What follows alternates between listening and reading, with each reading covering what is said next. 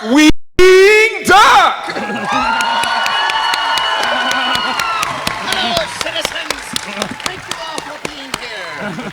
Remember, if you scratch something, sniff something. Don't forget to remember that. Thank you very much. Keep up the good work. Well, happy yeah, Hello, Mr. Stones. Hello, Dark. So, happy 25th anniversary to you, Darkwing. Disney's Darkwing Duck debuted on the Disney Channel of March 31st, 1991, where it ran on weekend mornings for a short preview run. The series then joined Disney Afternoon. Disney Afternoon joined Darkwing. Continue. Oh, of course. September of that year. You're doing fine. Go on. Go on.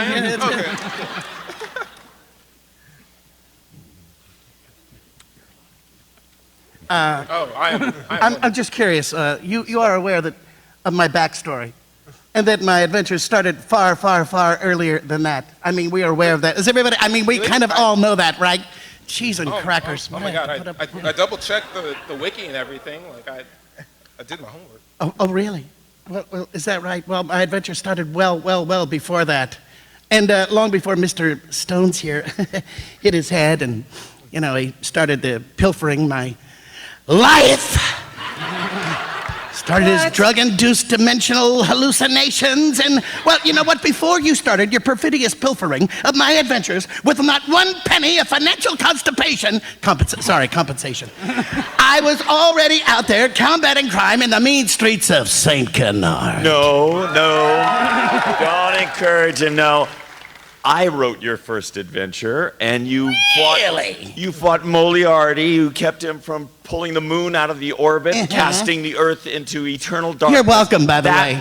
That was your first adventure. There were no adventures before that. Is that right? Yeah, well, then, that is right. I'm just curious.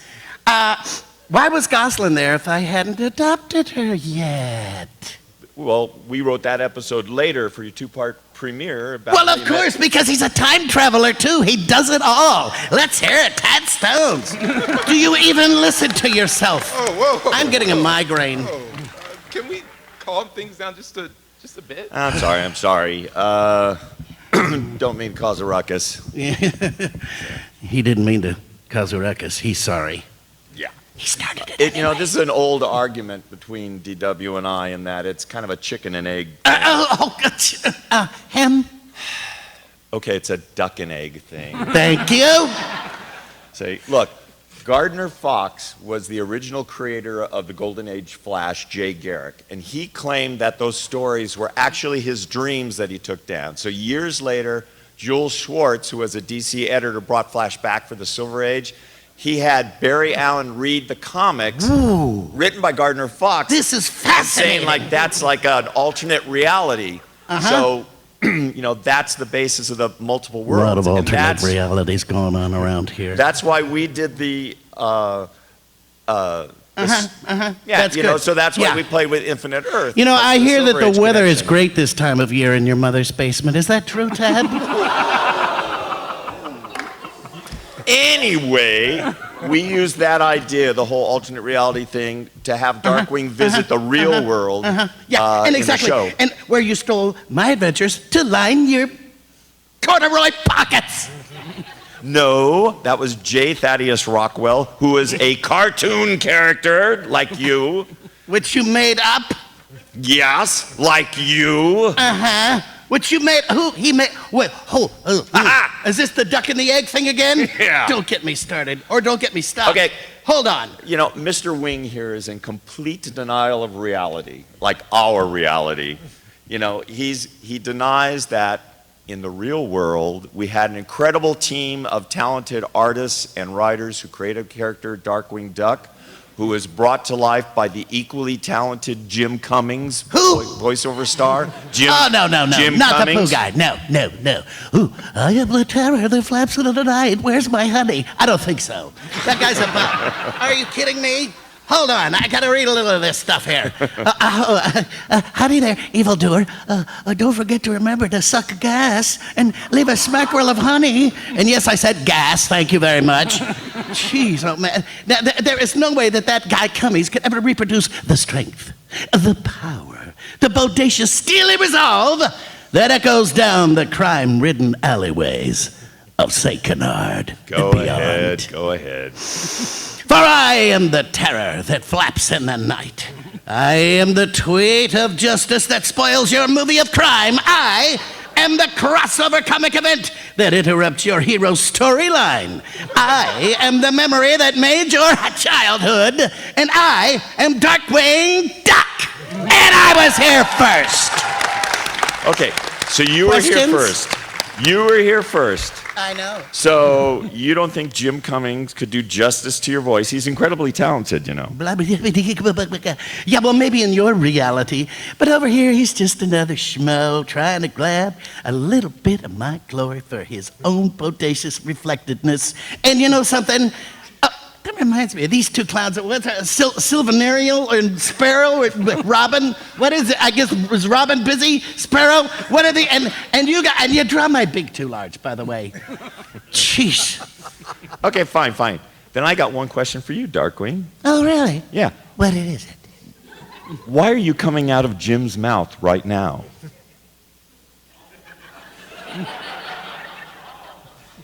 Oh, bother. Ladies and gentlemen, Jim Cummings. Oh, man. I don't know how we got through that one. Thanks, guys. He made that up. You lived it. No. It's all his fault. Let's blame Tad. Let's blame Tad. Without him, we wouldn't be here. I always say that Tad Stones is Darkwing Duck's father, and our good buddy Jenny McSwain is his mom. Yeah. Jenny McSwain was our voice director, and it was because Darkwing was an original character. It was great to see the two of them craft this character, because Jim would come up with some funny sound when, like this flattened sound when Darkwing got a safe dropped on him or something, and Ginny took note of that, and in the next script she'd say, oh, do that sound again, do that, you know, and they, by going back and forth, you know, the character grew. In fact, we're constantly, once we had Darkwing, you know, things changed, and we were always about the entertainment as opposed to continuity. Sorry, continuity geeks, who I actively work against. For instance, Darkwing originally only said, "I'm the terror that flaps in the night," but the third script, I think, was actually Launchpad was supposed to be Darkwing, and the writers came up with these foibles, and I said, "That's great, make that a Darkwing thing." Well, of course, as soon as Jim started reading those, you know, you'd write one thing, "I'm the bubble gum that sticks in the bottom of your shoe," and Jim would give you 5 more. Until every once in a while you'd get a story editor saying, "Yeah, I'd write something here, but Jim's just going to change it." So the character was always growing. We were always searching after the entertainment. And again, Ginny and Jim really, in the voice thing, you know, really brought the level up. Yeah, a lot of fun. One of my all-time favorites, no doubt about it. 25th anniversary. Can you even believe that? I mean, I can't. Jeez, it feels like 24 and a half, huh? It's crazy, huh? I can't believe it, because that would make me old. I know. Yeah, almost 30. Okay, maybe we let Jamel ask a question. That's right. Yeah. Okay, cool. Well, I actually just did gonna have cry. a question for Darkwing Duck. So, DW, you have the most colorful rogues gallery this side of Batman and the Flash. I try. Thank you. Yeah. Who do you consider your most challenging adversary? Tad Stones. No, gosh, that's a good one. Boy, they were all pretty tough, but I think at one point Taras Bulba was probably in the heavyweight division, you know. And then, gosh, you know, I always got a kick out of Megavolt, Dan Castellaneta's guy. And, you know, as far as, you know, their formidability-ness of them and how bodacious they were, gosh, it's got to be like Taras Bulba and maybe Tuscanini because of his weight. I don't know. And Bushroot was always fun to beat up. And, you know... Did you have favorites? I don't know. I always liked Dan Castellaneta's Megavolt because it was so It was just wrong. We were talking the other day, and it's like, there's some cataclysmic event going on, and Darkwing manages to stop Megavolt from, taking over the city and electrifying God knows what. And in his response, instead of, I'm going to break your head, he goes, that is so like you! Which is just like something you'd say to your neighbor who won't bring back your lawnmower, as opposed to, a guy who wants to blow up the earth, So, my favorite, it was fun. I got to say, my favorite was Megavolt too, especially, well, because of Dan, certainly, but also in the hands of story editor Doug Langdale, who started as a writer on the show. It was his first gig, and then made him a story editor, and he did like Earthworm Jim, Dave the Barbarian. Yeah. He's just got this crazy Puss in sense of Boots humor. now. Yeah. And he came up with Megavolt robbing a jewelry store, which, I would have thought of that. But he didn't have them rob jewels. He had them rob the light bulbs in the display case. Maybe I could have gotten to that. But then he added Megavolt runs out to the sidewalk and says, "Be free, my children!" And they all break, and he goes, "Oh!" Like that. And then second to him, I like Bushroot almost because he wasn't a full-on villain. And you guys obviously do everybody in the comics. Do you have a favorite on yours? Just to draw? I mean, my favorite's it's Negaduck, because I'm so used to drawing Darkwing a certain way, but then when I get those eyebrows going down, and just he's just the most pure evil in all of the Disney universes anywhere, and anything with a chainsaw is great. And Negaduck is another example of not worrying about continuity, because the original story had Megavolt split Darkwing into Posiduck and Negaduck. And Jim obviously did both voices, and he did such a great job, and it was so entertaining. I told the guys, okay, we got to bring that character back. And they said, but then we have to split them apart again. It's just like telling the same story over and over. I said, no, I don't like Posiduck. I said, bring back Negaduck. I said, don't worry about that. It's kind of like Batman always sent the Joker to Arkham, but he was always free the next issue if he needed to be. Yeah, that's right. So that was the fun of him, and it's like, why be a slave to a continuity that's going to keep us from great stories and great characters? So. And the Fearsome Five. That's basically what we did for the new first issue. Is that we were like, do we need to tell this convoluted story right away of how Negaduck comes back? And it was like, no, just Negaduck's back, and that's all you need to know for now. It's like, we'll eventually tell you why that is. But yeah, I hope you're all aware. There's a brand new Darkwing Duck comic. Number one is mostly sold out, but sometimes that just means to the stores, so that you can actually still find issues. And number two just came out Wednesday, right? Yeah, it just came out Wednesday. So Yeah, buy too many of them. I think that's we just sent probably the number way to 3 go. in for approval. So Yeah. I think if everybody buys too many of those, they'll say, we should make some more Darkwings. yeah. I think that would be just a fine thing. I'm thinking. Are you You know? free? We have another generation Jim will to make take time. care of out there to pollute their minds.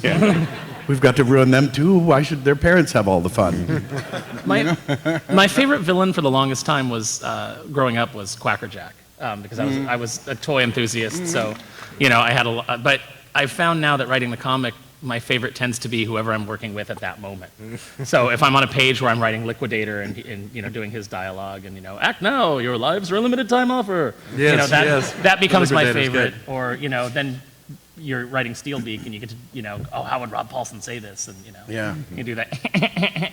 So it tends to fluctuate now. Steelbeak was definitely one of the cooler villains. Yeah, and that one that came from Rob, and that Rob would mess around with that voice all the time. And I had started working with him on Gummies, and it was like, okay, I got the character. That's Rob's. That'll be for Rob, and it was just perfect. And wasn't he taken from the Jaws for Yeah. Moonraker? Wasn't he Yeah, it inspired was by like James Jaws. Bond villain? James Bond It was, villain had Roger the Moore. metal Anybody teeth. remember that one? Yeah, 007. He was not the Don't terror ask that questions flapped like in the that night. because That's you right. just feel older. Yeah, that's right. Yeah, that's right. It's I was James born in Bond. 2001. That's right. Yeah, But I think you guys are funny. yeah, absolutely. All right, let's get Jamel a chance to. Yeah, another question. So, with the oh wait, no, there we go. There's a lot of parallels between the Shadow and Batman with Darkwing Duck. What? Who? Oh, I think I've heard of them. Yeah. He doesn't really hear it unless you go, Darkwing! Yeah, that's Oh, right. yeah. So, Well, what other sources of inspiration did you pull from? You mentioned 007 as well. well, I mean, much like somebody's reference to my mother's basement, the Silver Age of comics that I grew up with was just crazy in that Julius Schwartz would have these crazy covers, and he would tell people to write stories to them sometimes. And that's what I told my writers. I said, pitch me the comic book cover so we know that there's a visual image of entertainment at the center of the thing. But that's back when Jimmy Olsen would grow into a giant turtle boy or elastic lad, or Superman would turn into a rock, and they would repeat the story. So you can go back and find Lois Lane with a big bald evolved head, and then you'll also find Superman with a big, bald evolved head. And again, like Negaduck again, people would ask me, so is yellow, black, and red like the opposite colors of purple and pink? I said, no, they're the colors of the Reverse Flash. And it's like, he was always the symbol of the evil doppelganger to me, I suppose had I been a bigger Star Trek fan, he would have a goatee instead. Yeah. I went with the colors. How do you draw a that was goatee? Hard to get that on a beat, Yeah, exactly. though. It's hard. Write that down. We're going to do that for the next issue. It's Velcro for them. Goatees all around. Anyway, so I'd say in general, Silver Age of comics, and I didn't go back and reread the stories, but it's like, I remember the Flash having a big long beard, and so in an episode we aged Darkwing, so it was always the jumping off point. Awesome. Basically, when in doubt, rip off somebody who's written something out. That's kind of Rip like off your childhood, Jeff yes. Lynne. No, I mean that's like ELO, Electric Light Orchestra. He said all our songs are other people's songs. We just kind of change the keys, and the idea is to make sure nobody notices. So hey, if it works, right? Yeah. So Darkwing, Batman fought crime with Robin. So why do you resist letting Gosalyn come along on the missions? Well, because she would steal all the glory, and then I would... that's ridiculous. I mean, she's just a kid who will kick your butt if you mess with her, by the way. So don't worry about that. Well, after all, child endangerment laws are terrible, and and occasionally she gets out and foils the crime anyway, so it all comes out in the wash. Yeah, Gosalyn... Right turn? Yeah. Okay, just checking. Gosalyn was the heart of the knows. show, and I've told many people have come over to our tables, which we'll be at for only like maybe a half an hour after this, so please make it over there. It wasn't until we came up with what if Batman had a little girl who refused to stay at home, became the heart of Darkwing, and the father-daughter relationship was what, to me, elevated the show beyond, and the fantastic Chrissy Cavanaugh did such a sweet, sweet job of voicing Gosalyn that it just, made it a whole level of cartoon, as silly and goofy as we were, as fun as, because she's my favorite character, as crazy as she was and all that, it made the show more Disney. Yeah, and that was her talking pretty much too. by Yeah, the way. it was her voice. That was just the way she talked. And one of my favorite things, she's such a sweet girl, God bless. There was a line in there where, I can't be running around here like some maniacal, you're out there running around like some maniacal blah, blah, then this and Chris, dead seriously, she goes, Dad, you just can't go out there running around like some maniacal, blah, blah, blah. It's like, what maniacal? Sure, it's in. Why not? Sure. New verb or adjective. Yeah. So, yeah, she was a sweetheart. And, she had that fresh sort of wide-eyed approach. And it was just, delightful. God bless her. Yeah. So how was the comic series able to be restarted? You mean after? Yeah, after the first. For this run? Yeah, for this run. It comes. I said this yesterday, but and I found myself saying it a lot. But it just comes from the fact that James and I are too stupid to know when to quit. And so we just kept plugging away at it, and we kept letting Disney know that we were interested, in doing this. And finally, when they licensed it out to Joe Books, Joe Books wanted to reprint the Boom material, and Disney was very adamant that they do like a director's cut edition that kind of restored what James and I had intended for the original series, and that became the template. When they saw the revised version, they were like, "Oh, we need to get another series in development," which James and I had intentionally, gave them a new cliffhanger ending so that they had to do it. But yeah, that was basically it. And the fan, I can't undersell the fan enthusiasm. Really kept us going and kept the idea alive. So thank you to all of you who never gave up the faith. Hey, and this is a general note about comics you love.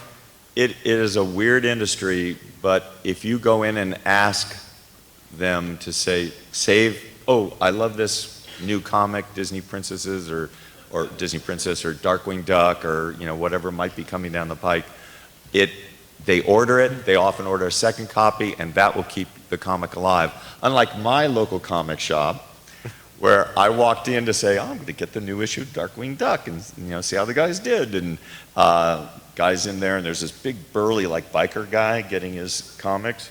And I said, so I'm looking around, they have a kids rack, and I said, do you have the new issue of, and it was Wednesday, it was like the day it came out, midday, so I knew it had to have been there.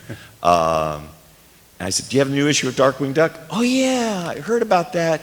Yeah, the boss, I know who it is, but the boss didn't think anybody would know who he was, so he didn't order anything. And the biker guy goes, I know who he is. So that was nice, but it would have been nicer to have actually magazines there. So. The enforcer. Right. Yeah. I hired that biker, by the way. Yeah. So, Jim, what's one character that you've always wanted to do the voice for, but just haven't yet? Oh, geez, I don't know. I don't have one of those. Oh, yeah.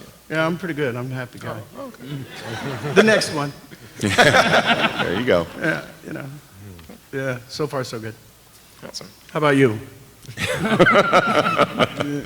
That's a good one. The one you're using here? Oh, yeah. That's a great one. Hold on to that voice, right? What do you think? Well, his mom's partial to it. Yeah. That's right. So, another question for Darkwing. Oh, yeah. So, Gizmo Duck, the high-tech guardian of Ducksburg. Oh, yeah, fine. Just keep going. Touch the nerve. Seems to be a favorite with the public, getting He parades. seems to be what? Did you say favorite? I'm just the messenger. Just bulldoze your way through, believe me. Getting This is parades. not going to go well. Just keep asking.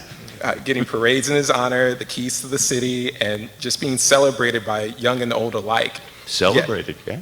In a St. Canard poll, citizens responded to the question, what do you think of Darkwing Duck? 18% said they were happy to have you protecting the city. See? Who? 18%. That's 18? good. 12%. I think it's probably a misprint, probably 81. Keep going. 12% thought you were a menace. A what? Menace. Menace. Yeah. Better keep moving. That's not good. 20% thought you were an ego-driven, glory-seeking menace. That's ridiculous. Just because I'm the toughest, the best, the smartest, the most bodacious superhero ever, that doesn't mean I have a big ego. 40% responded with, who? It's because you wear a mask, I'm sure. Oh, fine. And the remaining 10% said Ben Affleck made a great Batman, but overall the movie was a bore. How do you respond Okay, well, to that? that's true. You can't argue with that 10%. That Affleck is a genius. Well, all I can tell you is that I am the terror that flaps in the night, and those who don't like it can go flap in their own nights. And I'm going to have a word with that 18%, or whoever it was. By the way, you don't have to have their names. Just curious. It's all about it. LP, get the rat catcher. Well, you know what? What are you going to do? You can't please everyone. I mean, it was fun for us But to you play. can crush the life out of them. To nip in the bud my favorite question. Darkwing isn't really a spin-off of DuckTales. People assume it is because of Darkwing and because they're ducks. No, it's actually the reverse. Yeah, exactly. We just let them go first. And in fact, I've traveled back in time to Carl Barks' office. I said, Carl, set this up for me. Anyway, it was just part of the development that it started with an episode of DuckTales called 00 Duck that started with Launchpad. And Jeffrey Katzberg said, that's a cool title. We can sell that, develop a show. And I thought it was just like a parody. It didn't feel very Disney. It didn't have that family thing. But I presented it to him, and he said, it doesn't feel very Disney. It's just a parody. It doesn't have that family thing. Do it over. And that's when I took it seriously and kind of, again, with the pulp, origins of it. And Launchpad wasn't in it. In fact, some of the early incarnations, Darkwing had more of a Doc Savage group of specialists that worked with him. And his main sidekick was a little short guy who wore a derby, as I recall. Because I didn't want to do a straight spy show. And again, he was called 00. But then as gravitated to Shadow and Green Hornet and that sort of thing, he became pretty much the Duck we know now. And of course, Gosalyn nailed it. So it actually sold at that. We made cloisonnated pins, went down to New Orleans, I think, is where the syndication market was that year. And we're selling 00 Duck, and then Disney got a letter from Cubby Broccoli, who is the guy who owned the rights to all the James Bond films, and said, we own 00. It doesn't really exist. It's from Ian Fleming's estate. You cannot use it. So it started with a title that we weren't allowed to use. And we couldn't think of a name for him. We actually had a contest for the whole department to say $500 to the person who can rename Darkwing Duck, or rename 00 Duck. That would have made it very easy if I asked it that way, yeah. Anyway, there was Dead-Eyed Duck and all sorts of alliteration, but it was Alan Burnett who came up with Darkwing, and I said, that's fantastic. And there was, of course, Nightwing, Darkwing, of course. But I said, let's put Duck with it, because that's exactly what he is. He is a hero. He is an adventurer. Duck and A. But he's this silly guy, so Darkwing Duck is the perfect thing. And Alan won $500, which he then took with him as he left Disney and story edited the first season of Batman the Animated Series with Bruce Timm. So we figured Alan kind of warmed up on us and then, made some hay over there. So The last question before we open up to the audience. What's something that you wish you could have done in the show, but you couldn't? And wear pants. It was part of your appeal. That's true. Yeah. I'm not wearing them now. Yeah. We considered putting him in spandex at one point and doing the typical superhero thing. Didn't quite work out. Well, I mean, the whole, it was, never mind. I had a bulge joke, but I'm not going to, I'm not going there. There was bulge discussions. So we went with the Well, coat. you know, So what do you got? somehow the solution was to give him no pants at all. So, Don't ask. yeah. Don't scratch, don't sniff. Take a note, issue 6, bulge. That's the title. Probably Battle of haven't the really Bulge, answered one yes, question okay. yet, have we? I'm sorry, was there a question? I know exactly. I was thinking, Oh, something we couldn't do. Something you you could just ask a question, we'll say something. Generally, the cool thing about Darkwing, those Disney afternoon shows weren't canceled. And people say, why did they stop making them? It was the business model of the time that you did 65 episodes and you just repeated them forever. With Darkwing, what happened, while we were in production, ABC heard about the show, and they said, we want to do 13 episodes of Darkwing Duck. We didn't show them everything because we didn't want them to cherry pick every episode. But it was great for them in that, in some cases, they looked at an all but finished show, and others were storyboards and things like that. What was even better for us is they tried to give us notes, and we said, no, we don't think so. If you don't like that, you can take a different episode. So they put it on the air that way, and that's all we would have done. So that brought the number up. But then they wanted a second season. Unfortunately, I had to take notes from them that way, so nothing like being told how your character should act. Yeah, right. But I mean, it's not like those shows weren't great. I mean, I did the episode Hot Spells for ABC, but they got a couple of letters because Gosalyn made a deal with the devil in it, available on YouTube. But so it wasn't like we had to pull back anything. It was really a great episode. Well, the problem was you were having her call him my lord and master Satan. See, they didn't like that. Yeah. Go fig. They would have gotten over it. Hard to. Anyway, so we really could do, pretty much anything. I did pitch them something that kind of played on explaining Posiduck, or that since Negaduck was separate, that maybe there was a Posiduck idea, but and they didn't want it, but really, and I don't remember the story at all, he just, as a character, he wasn't that dynamic, so bringing him back in any way was probably a good call on their part, but now, the guys are into the comics and they're exploring whole new territories and people. That's right. And rightly so. Absolutely. So we're going to go open the floor to questions. Try to keep your questions to kind of like one sentence so we can get everybody's questions here. And feel free to ask Darkwing questions too. Yeah. That's right. All right, person in the blue. Okay. Yes, What about turquoise? Person in the blue with the glasses.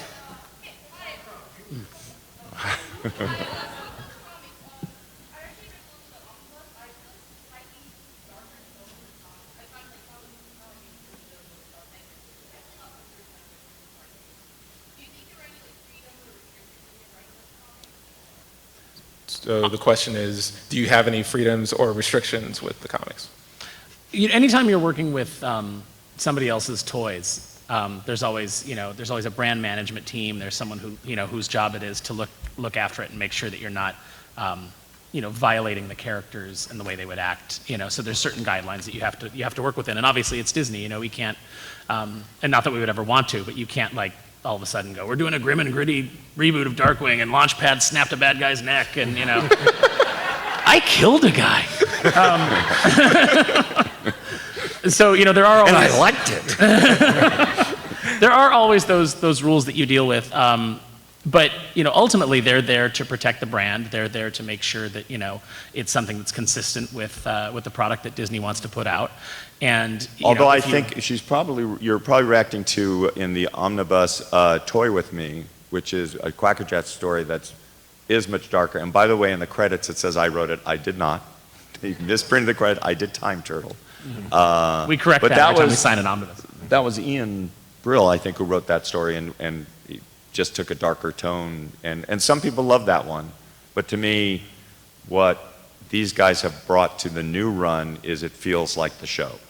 That it's got more heart, and it's got the humor and the alliteration, and they know when to underplay a gag. And when they went back into the compendium, it really, sometimes there's major changes, sometimes there's slight changes, but it just felt like it brought it more on track.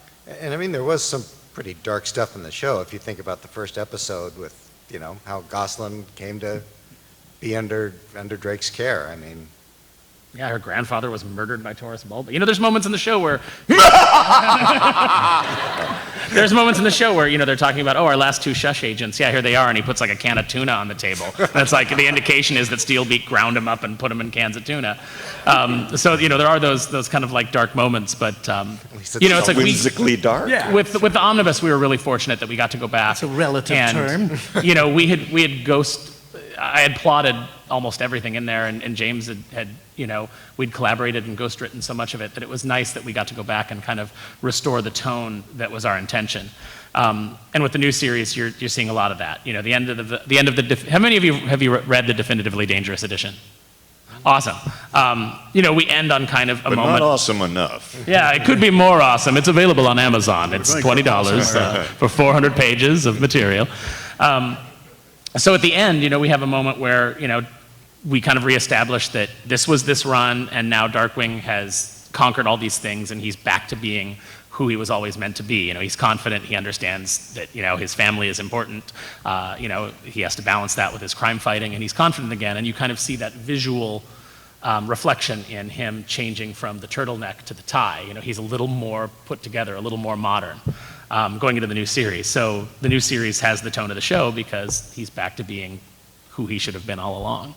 It's kind of a neat, go ahead. I was going to say, and for those of you who don't know him, who just know the TV show, we did this original run of comics from 2010? Yeah, 2010. 2010, it ran from 2 years. It was published by Boom Studios, and then the collection we're talking about, which you can find on Amazon, it collects all 16 issues plus the annual, and the story written by Tad, in one definitively dangerous edition. And it's all been nicely remastered and a bit rewritten, and Even some redrawing. yeah, I got to go in and fix some of the artwork, because when I first was doing the comics, I didn't have any model sheets or turnarounds or anything like that from the show, and Tad was nice enough to donate some to the cause, and I was able to, in the later issues, fix things up. But when we got to go back and redo the new edition, I went in and did a lot of model fixes. And made it look, You basically redrew almost every Gosalyn, almost every Morgana. every Gosalyn, every Morgana, to stop them looking like, And every Magica Dispel. yeah.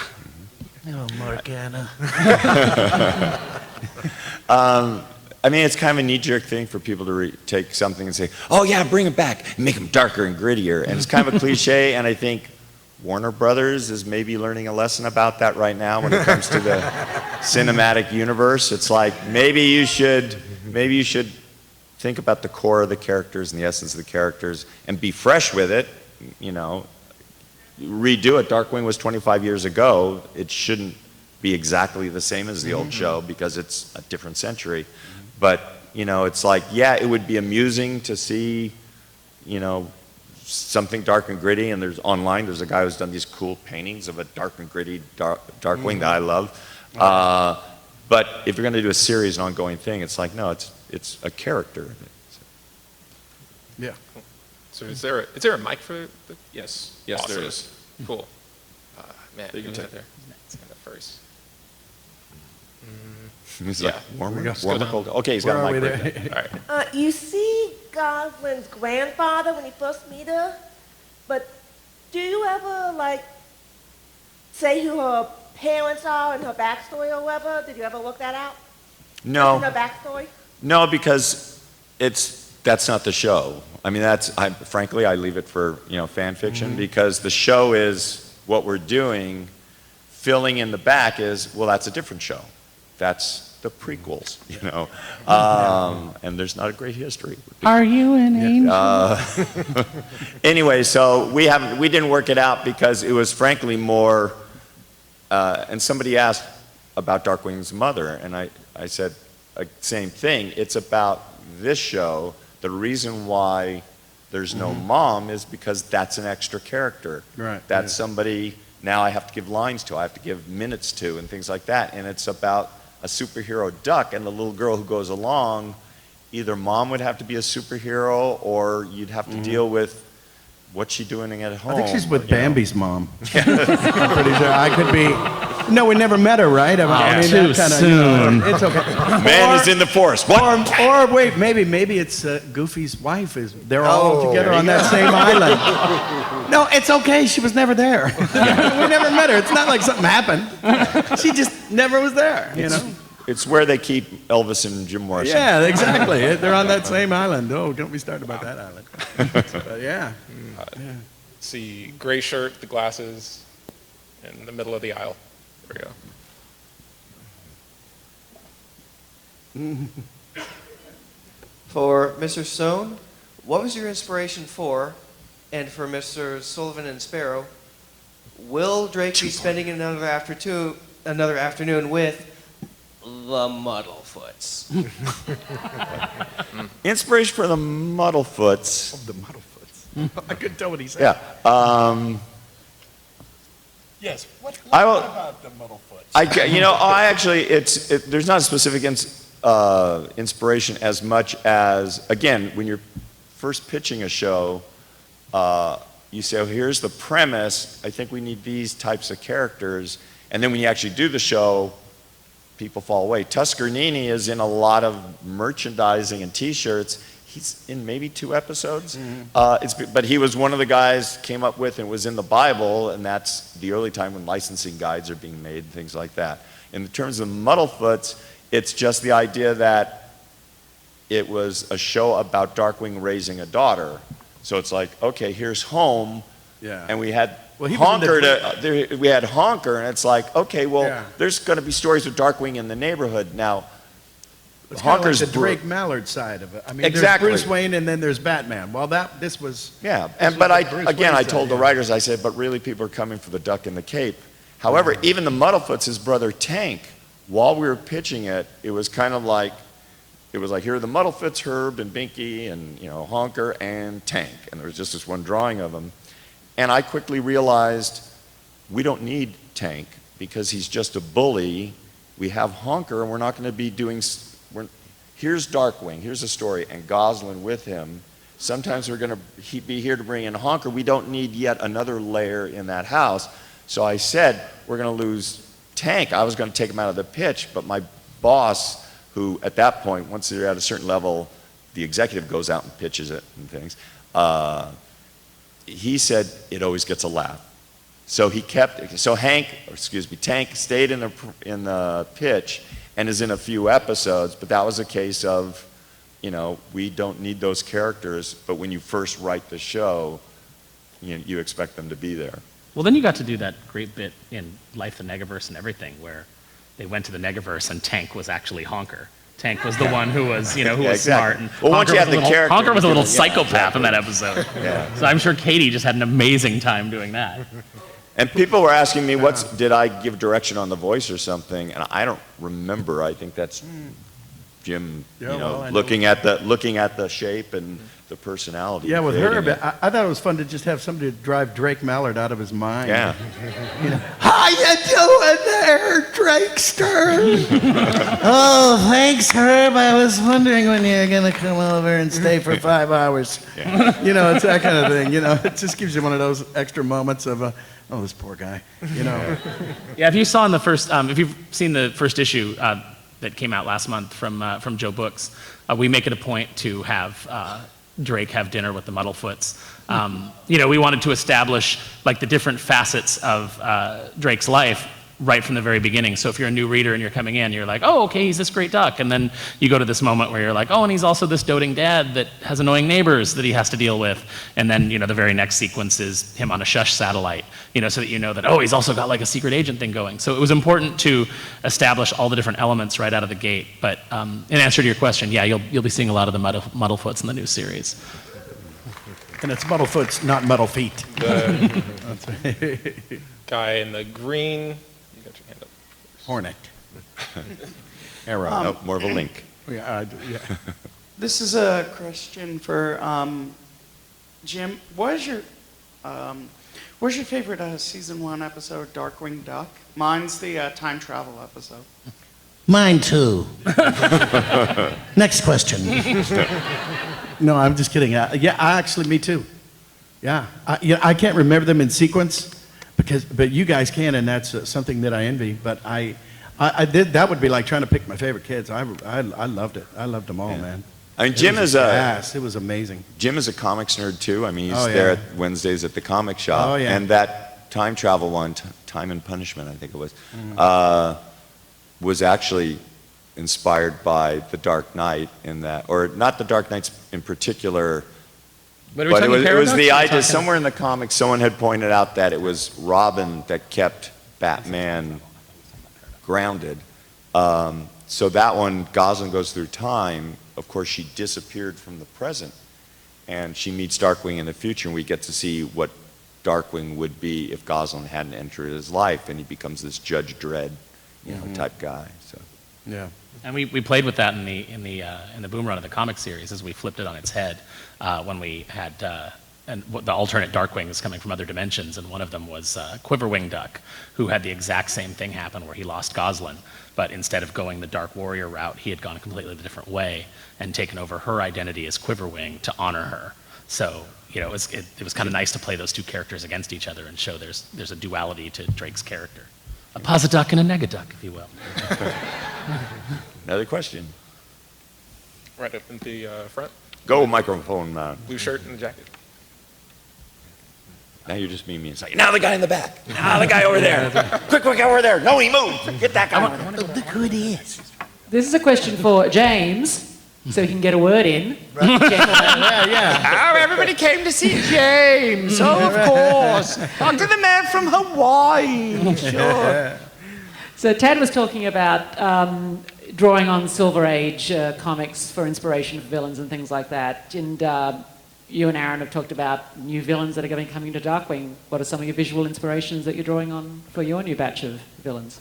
Oh. I mean, with me, with designing new stuff, you always gotta, it's gotta look like it fits in this universe. And with the villains that we created for the original Boom run of the series, the two that I'm thinking of are Cantankerous and One Shot. And One Shot. When they first wrote One Shot, we were trying to figure out what kind of villain it was going to be. It was actually written as a character, but it didn't say what kind of character it was. It didn't say if it was going to be a dog or a duck or whatever. And this is a character who throws things. And I thought... You immediately thought of flinging poo. I thought of a monkey. I thought that was... Because we're 12 years old. Yeah. And when you think of a monkey, you think of, well, okay, you got to draw on something that looks like it's going to fit into the Disney universe. So I looked to the monkeys from Jungle Book as my inspiration for that. And then when we got to Cantankerous, which was a cat, and what it turned out to be was a little tiny cat, a little tiny kitten in this huge, big mechanical suit.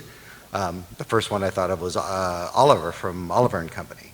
And that was my inspiration there. So I just want to make it look like, because as diverse as Darkwing, say, looks from Snow White, if you put those things together, there's still going to be some commonality of how these look, like they could plausibly fit together. I think the Disney Infinity game, I don't know if anybody's played this, they made it in one world where it looks like all these characters, they interact. So yes, I want to design it so they look like they could all have this shared universe. And so, yeah, I look to other Disney features and TV shows as a main inspiration. And we've got new villains coming. You know, yeah. we're gonna use all the classic villains, of course, and give them their due in the comic series. But there's new villains and maybe even some new Justice Ducks coming. Hands up. Next question. Maybe back there. She's been trying really hard. It's one in the second row there. With the blue shirt. Yeah. There we go. Next to the lady with fantastic fashion sense. Ta-da! Yes. Cloud of smoke and she appears. My question is on the comic side. Since before Boom lost the license, they were working towards creating a whole new series with the Disney Afternoon and all the shows. And with Darkwing Duck coming back, do you know if there's any effort or any talks about bringing back the other shows? Like Bonkers! Bonkers the Bobcat would be good. Bonkers, That'd be Tailspin. nice. I assume you mean everything except Quack Pack, right? I don't like Quack Pack, but hey. Allow me to give a step in here and say there are things that are known by these two that may not be heard. There are these things called non-disclosure agreements, and we are bound to them, but I would tell you that if there was nothing coming, then I would just say there is nothing coming. That's right. He could tell you, but you would have to kill him. like Launchpad in the Gritty reboot. Or something like that. Yeah. And I would also say if you would like to see more Disney Afternoon comics, that you buy all the ones that currently exist, which consists of Darkwing Duck, and that will tell the publishers that, yes, people are hungry for more Disney Afternoon comics, and then they will look and... The better Darkwing does, the easier it is for me to pitch the next thing. And then the better that thing does, the easier it is to pitch the next thing. So, So you're blackmailing us, eh? I mean, I assume if you're here, you're enthusiastic about Darkwing, so you'll go check out the book anyway. And again, to ask the store owner to order it for you is fantastic. that's invaluable. I mean, it seems weird that there's a retail situation where you have to go in and say, no, I want the thing. Just let me give you my money. In a similar fashion, people are asking because DuckTales is coming back. Yeah. Wait, let's see if it worked. All right, you guys know what to do now. DuckTales! Okay, we all feel better now. Thank you. I'm sorry. Anyway, it's coming back, and people are saying, oh, is Darkwing going to get a chance and all that? And it really starts with the same thing. If the first show is popular, and, then there's a chance. If the first show flops, it's going to be harder to, get that. But basically what happened within the Disney organization is fans entered the company and started moving up. So they wanted their childhood in. Don't mind me. I never do. And also, Another question. if you do want to support it too, you don't. It's great if you go into your local comic shop and support your local comic shop, but the issues of Darkwing and Disney Princesses and all the stuff from Joe Books is available on iTunes, your Kindle, whatever other digital download devices. They come out about 3 weeks after they're on store shelves. So everything but Comixology at this point. Okay, we always call it Disney Princesses. It's a brilliant comic by Amy Meberson, who It's a whole new world. has the fan viral comic online called Pocket Princesses. This is the closest thing you're going to get to it. It's actually called Disney Princess. We're just going to say it wrong. Yeah. Hands up so we can get to you. Oh, let's go with Darkwing. Yeah. Darkwing right There's there. a guy in the back. You know what? As soon as she's We gotta done, get that the guy. guy in the back. Yeah. James, Yeah. why can't you get our beak right? It looks like you could land an airplane on it. No, that's not my real question. My real question actually is, and I was talking to one of my best friends who actually wanted to be my launch pad. And Yeah, we some were best friend. discussing Where is about she? how to That is make a true the costume. friend. We were discussing on how to make the costume for him, and we suddenly realized, and this question is like bothering me. There's no zipper. Pretty much every duck we've seen in every cartoon and everything else, all their feet are usually, if they're not wearing shoes or they're not wearing pants, it's always like that orange or yellow kind of color. But Launchpad is brown. Is that his natural foot color? Is he actually He's wearing boots. shoes? He's wearing boots. Yeah, he's Those wearing are boots. boots. Those are boots. Those are aviator okay, boots, yeah. finally. It's actually a tattoo All of the way a in the boot. back. Raise your I hand. thought of that recently when I was He's looking. shoeless. That's a tattoo. I was looking at the third issue, and I It's thought like- to myself, Mortimer. Yeah, Mortimer doesn't wear shoes. Darkwing never wears. You never see him wearing shoes, but Gosalyn wears shoes all the time. And I was just like, it took me a minute to. Like he's got brown wet legs and wearing cool. Well, you gotta have, in order to roller skate. So my question's for Jim. You've had a distinguished career that's included characters like Darkwing Duck and Dr. Robotnik, and also characters like Winnie the Pooh that are obviously on very different ends of the Never spectrum. heard of him. Keep going. You're doing fine. Do you think, in terms of method, is there anything that you carry between those two kinds of roles? Is there anything, that you bring from Darkwing to Winnie the Pooh, or vice versa? I don't think so. Actually, no. That's an interesting question. This is gonna sound stupid, but I don't think about it. I know that's probably a really bad answer, but it's true. I don't think about it. I made an expression up years ago. I think instincts are the best stinks. I said it a little earlier with Aaron, but I think if something pops into you, with me, I'm hearing it for the first time too. With everybody else, it all just kind of spits out of me. Obviously I'm reading, but I don't think. I don't know. I think maybe it's an attitude thing, because people have asked me a lot about voice, this voice, that voice, and it is. They are voices, But I think anybody who does voiceover, the folks like me, we're really just character actors. We're not. Yes, there's voice obviously, but Darkwing Duck is Darkwing Duck, and then there's Winnie the Pooh over there, and then there's Tigger, and then there's Ray, or Hondo or Naka. Well, those are characters. Those are, for me, they're individuals. They're people who have thoughts, and they, that's just how they sound when they talk. I don't know if that probably didn't answer your question very well, but it's I don't really think of it as a carryover so much as, that's Pooh over there, and that's Darkwing, and you know what I mean. I don't do voices per se, but characters, and when they speak, that's what they sound like. That's a weird answer, probably, but probably a mindset thing, or a lack of mindset thing in my case. Another hand? Oh man, you got a lot. It's the guy with the webbed fingers. He's right behind you. Raise your hand so you can see it. There you go. Lightning round. So there was some discussion earlier about being faithful to characters. So I'm curious how Darkwing Duck reacted to Captain America being a Hydra agent. It's funny. I put out a tweet right after that news broke where I said, "Hey, Darkwing #2 is on sale today," where we revealed that he's been an agent of Fowl the whole time. That Steve Rogers from day one was recruited to Hydra. I don't think he'd take kindly to it. Interesting. Yeah. I'd say there's going to be more Jim Cummings reaction to that. Yeah, but Darkwing. yeah. I mean, I gotta say, that's where I'm pissed. I gotta say that I usually come down on the side of when someone's trying something and fans go nuts. I say, that sounds like those are going to be interesting stories. I don't know why. When Marvel announced that, it didn't bother me that, oh, we're going to make him a Hydra agent. They, as I understand it, they said, no, Steve and his mother were recruited back in the 40s. He's always been a Hydra agent. And it's like, that doesn't work for me.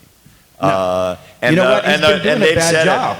They've said at Marvel that, you know, right now it's the perfect time for this because we're, you know, in this, you know, abnormally contentious election period. And my feeling, and maybe this is the old man in me, but my feeling is, no, that's why we need Captain America as damn he straight. is. You know, that's why we need him as we see him in the movies. You know, don't go messing with him now. You know, we call that a life raft. So, no, it did get everybody online to talk about Captain America, though. So. Yeah, I think it stinks. It's not right. We all talked about it, though, so Marvel got its wish. And you know what, though? I mean, if you think about it, he's been failing miserably. Because the good guy, Captain America, has been winning for a long time. The bad guy, Hydra agent's never been there. And if he's been there, he's not been doing his job very well. So there, take that, Mr. Marvel, wherever you... The coolest thing they ever did like that was when, I think, oh God, I can't believe I'm going to geek out in front of everybody like this. Too late. Is, when they were up, Peter Parker and Aunt May were standing there on top of the building years and years ago. Was it Empire State or something? And she said, Peter, what's it like? What, Aunt May? Saving all those people. And it was like, she knows. That was the coolest thing that they ever did like that. But Captain America's a Hydra agent, thumbs down, citizen. Next question. All right, lightning round. I think we got 5 seconds. 5 minutes. All right. Okay, just stand up and shout it. Stand up. Everyone all at once, simultaneously. Okay. Yeah, you person right there in the hat. All right. And then you. You're second. Nope. Person in the right. You got a mic. Yeah. Go. Oh, hi. And the answer is yes. Have you guys ever considered doing a motion comic? Yes. Yeah. No. Yes. It's just, next question. Like, I have, but I don't you do mean that. officially or just in my head when I'm like, you know what would be really cool?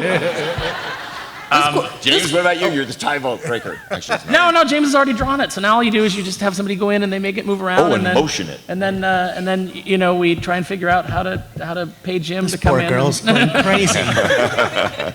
This question is for Darkwing. After all these years, are you and Morgana still an item? Oh, only in my dreams. Thank you for bringing her up. There's a joke in there somewhere, but I won't don't go to it. No, I'm everyone's. Thank you for asking. Why is she here? Have you seen her? Just curious. All right, next question. All right, right there. Yeah, just yell. Hi. Oh, sure, yeah. Close your eyes, little girl. Maybe Tara will come up here and sing it with me. Yes, I do, and it was terrible lyrics, cute melody, but it solved, it worked. Yeah. I actually got actually got credit for writing half that song. I wrote the dumb code part, the red, yellow, green, you know, whatever, because, yeah. Did you agonize over it? Were you like, oh, should it be green here or should turquoise? You're green, puce and vermilion and coral. No, I did the I worked on the Darkwing Duck Cinestory, which is basically like representing some early issues or some early episodes in comic book form, which I think should be out soon.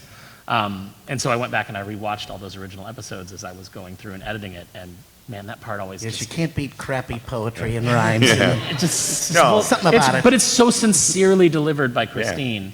And then Jim's Jim. reaction to it. I mean, Jim's a you know, fantastic singer, as I'm sure you guys know. Christine was amazing. Yeah, but you guys, Chrissy could not carry a tune. With a forklift. I mean, to a humorous extent. The only other person who was that bad that I was at a recording thing with was John Fiedler. On the original Rescuers, he played one of the Swamp Volunteers. And they were supposed to sing Colonel Bogey's March, you know, the theme from River Kwai.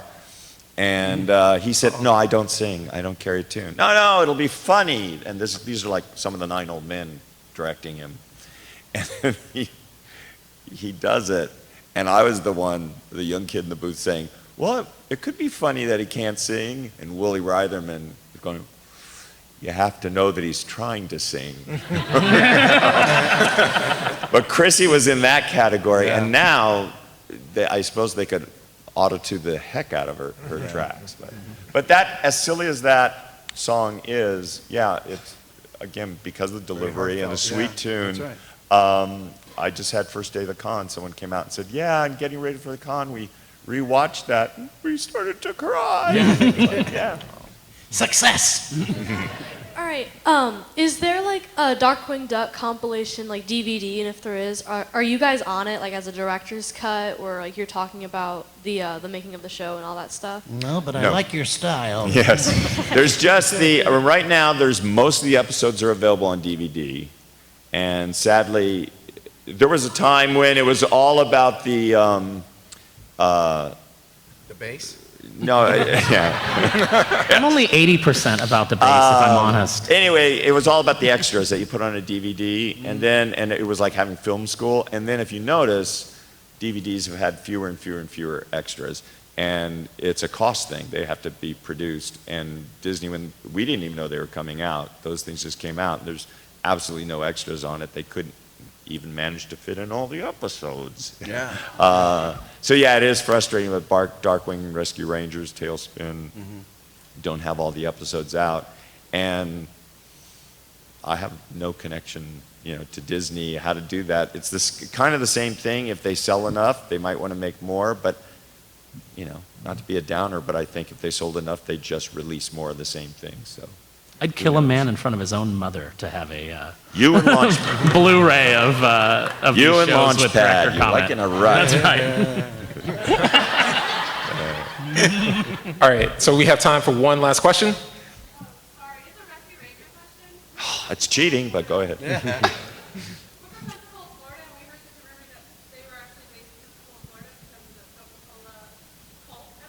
Now, everybody tries to, again, the evil Tad, who doesn't care about continuity, only story. They're in the magical animation world where, we want them by the Statue of Liberty, so they get there, yet they have an episode where they fly to the desert. It's like all geographical locations are within, driving distance. So they're not based in any place. St. Canard, people always try to figure out what that is, and that was intentional to say, no, we're building a different place. I want a bridge like the Golden Gate Bridge. I want waterways, because we hardly ever used it, but Darkwing had his boat too. Right. And we wanted a metropolitan city. It looks a lot like Youngstown, Ohio. All that. Yeah, very flat. So St. Canard wouldn't be down the river from Duckburg, which is in the newest. Yeah. So we didn't move Gotham across the river from Metropolis. Anyway, it was that. I mean, again, just the general rule: don't limit yourself in story. I mean. Look, a good friend of mine is Greg Wiseman, who is the opposite. He's the king of continuity with Gargoyles and Young Justice, and everything relates to everything else, and that is a solid form of entertainment. But what I was trying to do is, what if we take old Warner Brothers cartoons and turn them into a Disney franchise? What would that be like to add heart and story to it? And with all of that, you're not trying to lock it to the real world. Okay, so unfortunately we're out of time, but give it up for everybody here. Give it up. Thanks, everybody. Hey, you have to come over and say hello to us. These guys are in the world famous Writers Hall. Yeah, we're in the Artist Alley. Yeah. We're selling original artwork, but we're only going to be there for like half an hour, 40 minutes as we pack up to leave for the airport. So if you wish to make a purchase or you have any other questions. And good luck finding me. I'm like tucked around on the other side. There's like all the autograph people, then I'm in the corner. So please look for me. I'll be there. Me and Cree, I think. All right. All right. Go Thanks, everybody. Good night, everybody. Thank you. Stay dangerous.